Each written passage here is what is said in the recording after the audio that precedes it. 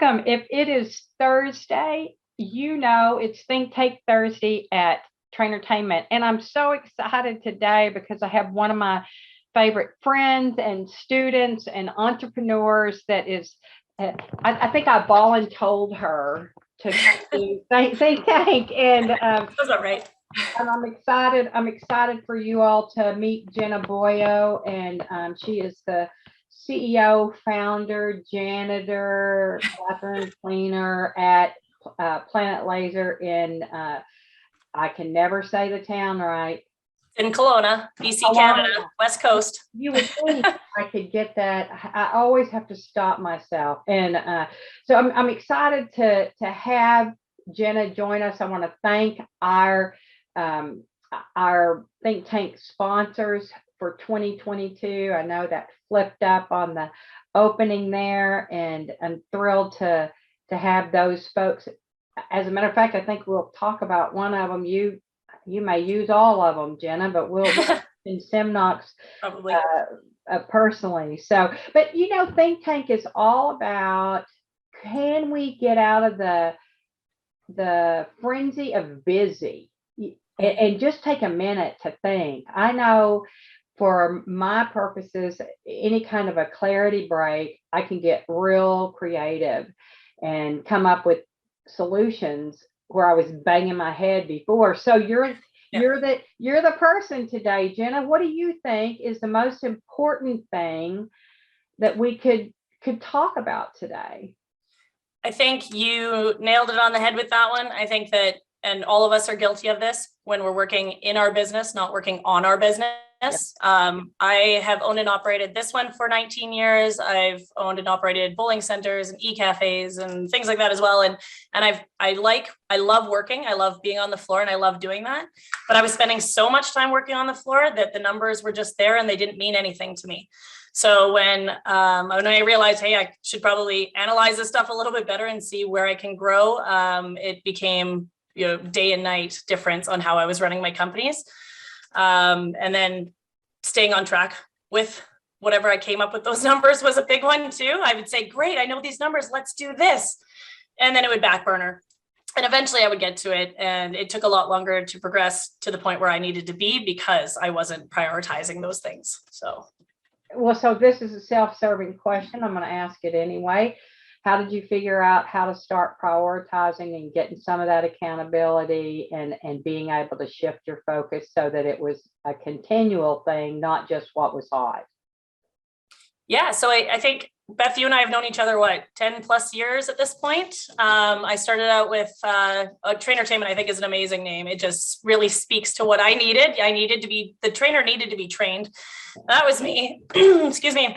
So I came in and I started watching any videos or things that I could find with you in it and your team in it. And it just it sparked something, because after a while, I got my first business in 2003 and it was, I was just working. I wasn't enjoying. I was working. I had fun, but I was just working. So watching your stuff and knowing how great you are at getting people to grow, I ended up, after a lot of years of doing that kind of stuff, hiring you as my business coach. So that would have been June of 2021.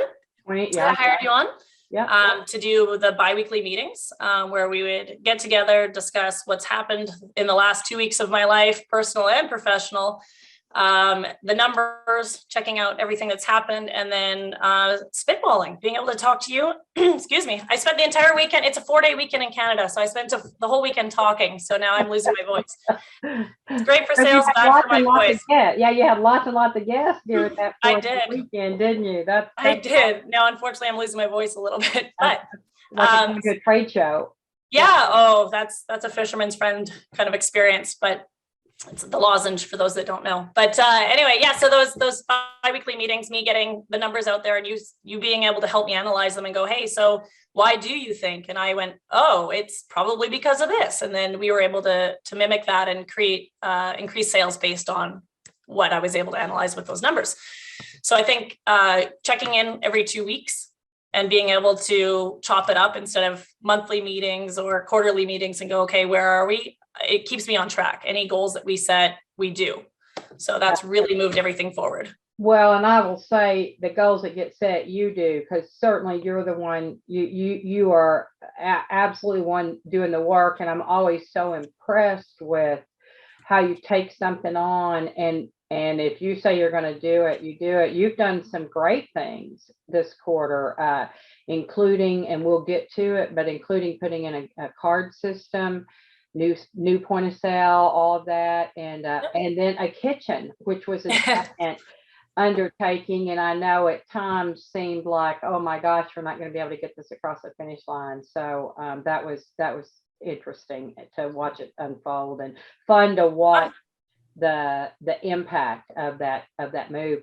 Hey, so and I think that's what I think that's what you were thinking, is I want to make some big moves, and I don't think I can do that alone. While you're not a giant corporation, you're not the tiniest business on the block either, but you still need somebody. I think that's how, I mean, I've been a member of professional CEO groups for a long time, since '08, and I don't know who I would have been accountable to if I had not had those kinds of coaches and mentors. So thank you for that. Yeah. What are some of those weekly measurements that have seemed to make the difference for you, that you're looking at them? Because I know measurements could be information or they could be motivation.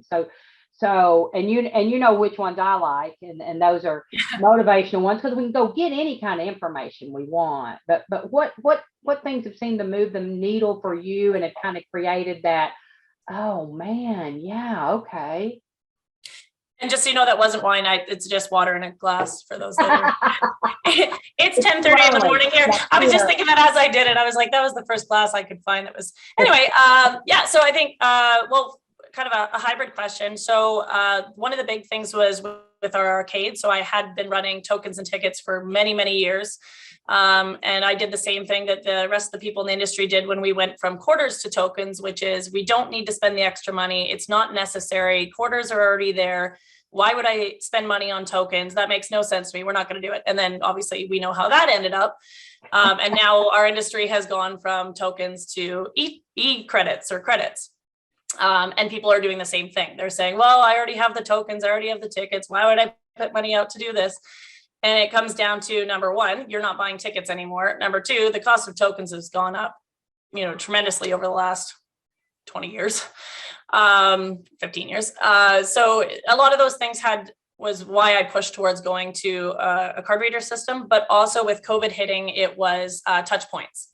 So in the middle of it, even more in 20. Okay. Yeah. So you either had to UV light zap your tokens or put them away for a week so that they were able to, or you'd have to hand wash them and then dry. And it just wasn't feasible. So I looked at card reader systems in 2019. I checked out every system that was out there, you name it, I did it. And then I settled on Semnox's system because every time I talked to them, whatever challenge I had for them, they were able to do. So if I said, well, I like how you run your system, but I need it to do this. They said, oh yeah, we can create that for you. We can do this for you.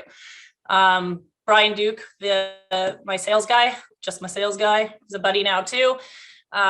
He answered the phone throughout when everyone was shut down and I was getting these numbers and everything. He answered his phone absolutely every time. So between Bipin and him and Sushan and everyone else there, it's just an amazing team. So it was kind of a no-brainer. And then another big part was how the readers are designed. So a lot of them are like rock climbing wall studs. So when kids are climbing on the games they're breaking, Semnox's is very flush. So that was a huge decision for me, that I did not want to be replacing readers all the time. So these are very simple RFID tap and go. And so far, again, I've been running them for a little over a year and a bit. No issues with anything. So it's just been great. Not only that is Semnox did say that I should expect about a 20% increase in sales. I've seen 100% increase in sales. My sales have doubled with the system. And I think this will be a very curious piece of information for people. How many games do you have? How many player systems do you have? How many? Player stations, what is it? 25, 26. So I have about 20 games. So some of them are dual card. So it's not like you have a giant game room system. And so as a business owner, how were you able to make the decision for that investment? That was big. Actually, first couple shows I went to, I would go up to the salespeople and I say, this is how many games. And at the time, I think I only had, I don't know, 16 games. So it was only a few less. But a couple of them said, you're kind of too small. I'm like, oh, that's nice. I'm not, but thank you. So I ended up getting a couple more games and knocking out some walls and doing all that fun stuff. But the whole thing made more sense to like we're doing basically what the industry says, $200 per game per week is what you expect. That's your whatever. And obviously with tokens and tickets, I was doing a lot less and now I'm higher because of the reader system. But I think there's a lot of reasons why it would make more money. Obviously they can save their tickets, so higher value prizes, and then you can get lower cost of goods on some of those. Being able to save or to load bonus credits, giving them courtesy credits for their birthday or whatever it is. You're not really losing anything with a lot of this stuff. Time play was huge. Any of that stuff really came into play to make the increase in sales, but then also being able to look at the reports and go, okay, so these games are supposed to make $200 a week. Brian knows that I'm famous for this one, is I had a shoot to win junior. So it's not a very huge basketball game, but it decent footprint. And the sales weren't quite there. So I looked at the footprint and I said, I could put 3 more games in this space. And then obviously that made more sense. And that I thought was one of my top games with tokens and tickets. And it wasn't. And it wasn't. Not per square foot at all. So I've removed it and I put the 3 more games in, and now obviously huge increase in sales there. So just looking at the reporting, knowing exactly how many tickets it's paid out, how many credits it's taken, and being able to compare that by square foot as well is huge. You wouldn't be able to really do that without bringing out a million Excel spreadsheets. Oh, I know. And needing to update it and what do you need? What are any other AHA numbers that we put on your scorecard? Because you know me, if we can look it up and it's interesting information, if it's something we could get on the P&L, it doesn't necessarily go on the what we would call the measurements that matter scorecard. And because I think that if it doesn't move you to action, it's just interesting. Right. And so what have been the other AHAs, or have there been any other AHAs for you about numbers that we're looking at? Well, I think the most recent one that was the AHA was the sales per cap.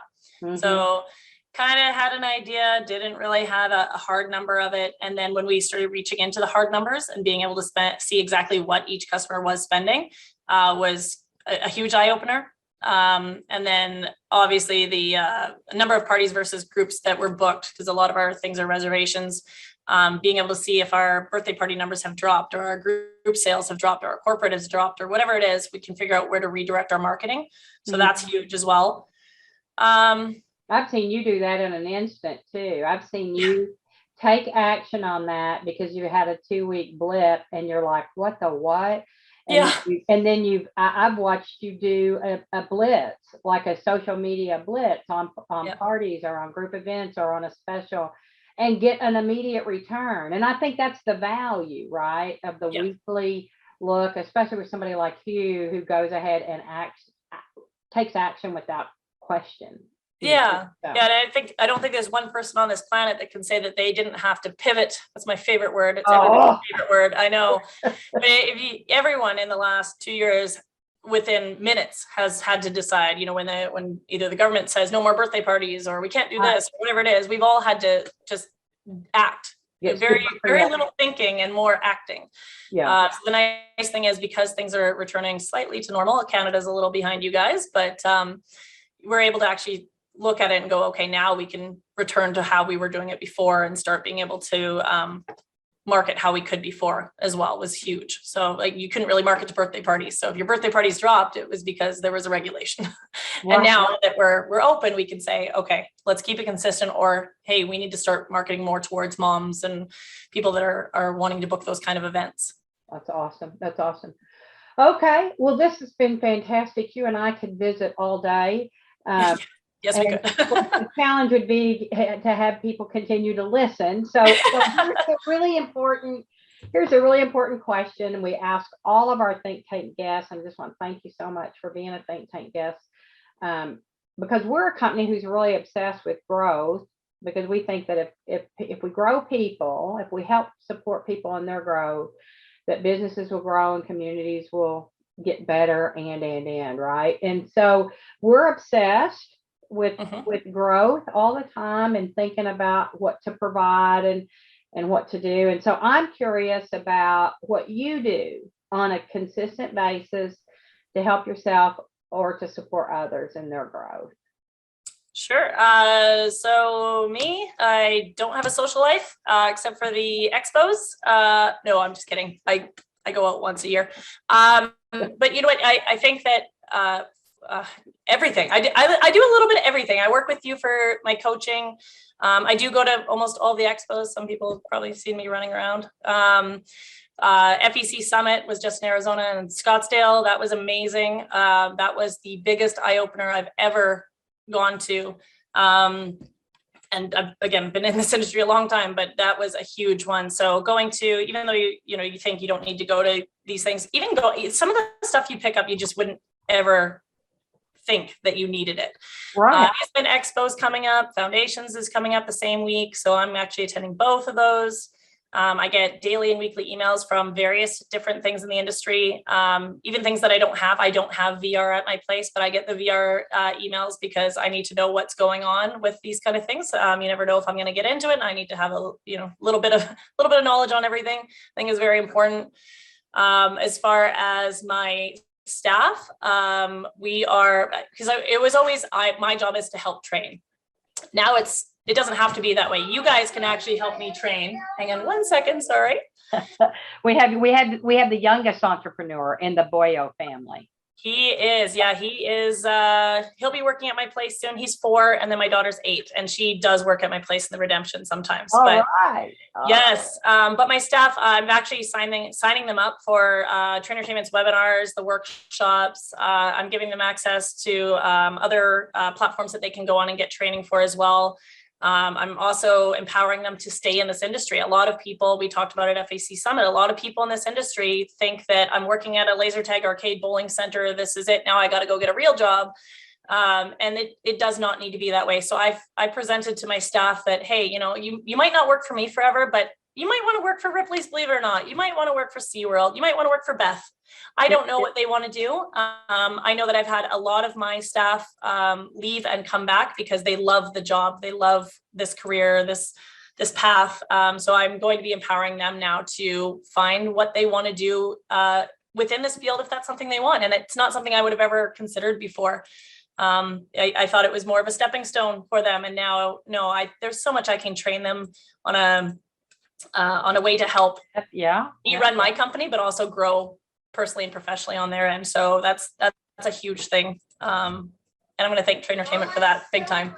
Oh, you're so sweet. Well, that's awesome. And I think this was an exciting think tank today, Jenna, and I hope our guests have enjoyed getting to have a little picture into you and your business. That in and of itself is giant growth because it's been a ride. The Jenna that I used to know was pretty protective and secretive. Yeah, I actually thought about that. So no, I'm super happy to be here, and I meet a lot of new people in the industry and a lot of people that have been in the industry for a while. And I think that if any of us can come together and help each other, now is the time to do it. So let's grow together. That's awesome. Well said. Okay, Miss Jenna, thank you so much. You're very welcome. Bye, Beth.